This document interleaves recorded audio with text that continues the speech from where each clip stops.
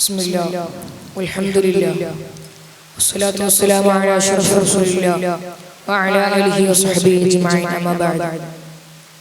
ഏറ്റവും സ്നേഹവും ബഹുമാനവും നിറഞ്ഞ ഉസ്താദുകളെ, മറ്റിന്റെ ശബ്ദം ശ്രവിക്കുന്ന നല്ലവരായ സുഹൃത്തുക്കളെ, അസ്സലാമു അലൈക്കും. അമിന്നിവിടെ ഒരുമിച്ച് കൂടിയിരിക്കുന്നത് നടത്തുന്ന വസീല ഫെസ്റ്റിലാണ്. സ്വീകരിക്കുമാറാകട്ടെ.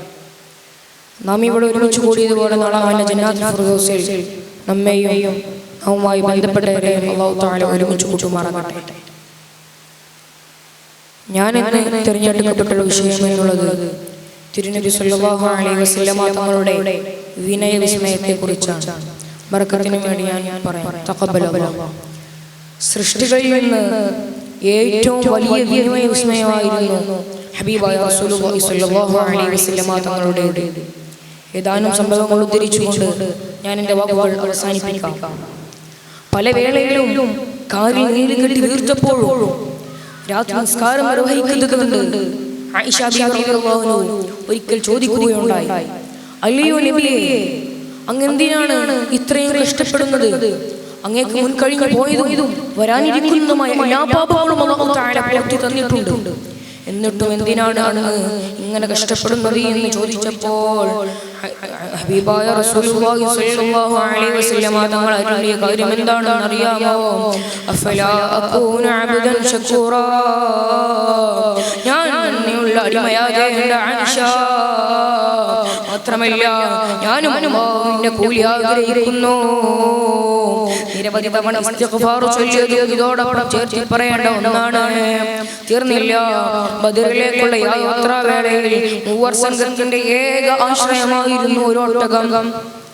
തിരുനബി സല്ലല്ലാഹു അലൈഹി വസല്ലമ തങ്ങളും അലി തങ്ങളും മർസദ് തങ്ങളുമായിരുന്നു അതിൽ യാത്ര ചെയ്തിരുന്നത്.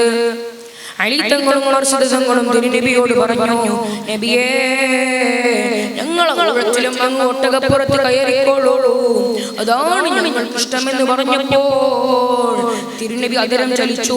മുൻ പറഞ്ഞ വാക്ക് തന്നെയാണ് പാലിച്ചത്. എന്താണ്? ഞാൻ നന്ദിയുള്ള അടിമയാകേണ്ടേ. മാത്രമല്ല, ഞാനും നിങ്ങളെ പോലെ അല്ലാഹുവിന്റെ കൂലി ആഗ്രഹിക്കുന്നു. തീർന്നില്ല. മസ്ജിദ് നബിയുടെ നിർമ്മാണ സമയത്ത് ഇഷ്ടിക മാറ്റിവെക്കാൻ ഹബീബായ റസൂലുള്ളാഹി സ്വല്ലല്ലാഹു അലൈഹി വസല്ലമ തങ്ങളും ഉണ്ടായിരുന്നു. സഹാബികൾ നബി സല്ലല്ലാഹു അലൈഹി വസല്ലമ തങ്ങളോട് പറഞ്ഞു, നബിയേ, അങ്ങ് വിശ്രമിച്ചുകൊള്ളൂ, എല്ലാ പണിയും ഞങ്ങൾ ചെയ്തോളാം. അങ്ങനെ പറഞ്ഞപ്പോഴും തിരുനബി അതേ വാക്യം തന്നെയാണ് വീണ്ടും എടുത്തു പറഞ്ഞത്. ഞാൻ നന്ദിയുള്ള അടിമയാകേണ്ടേ. മാത്രമല്ല, ഞാൻ നിങ്ങളെക്കാൾ ആരോഗ്യവാനാണ്.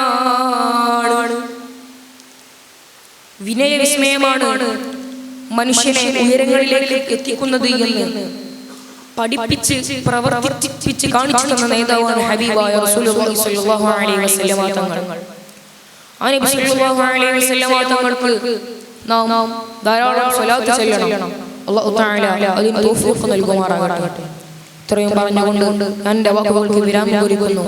അൽഹംദുലില്ലാഹി റബ്ബിൽ ആലമീൻ. അസ്സലാമു അലൈക്കും.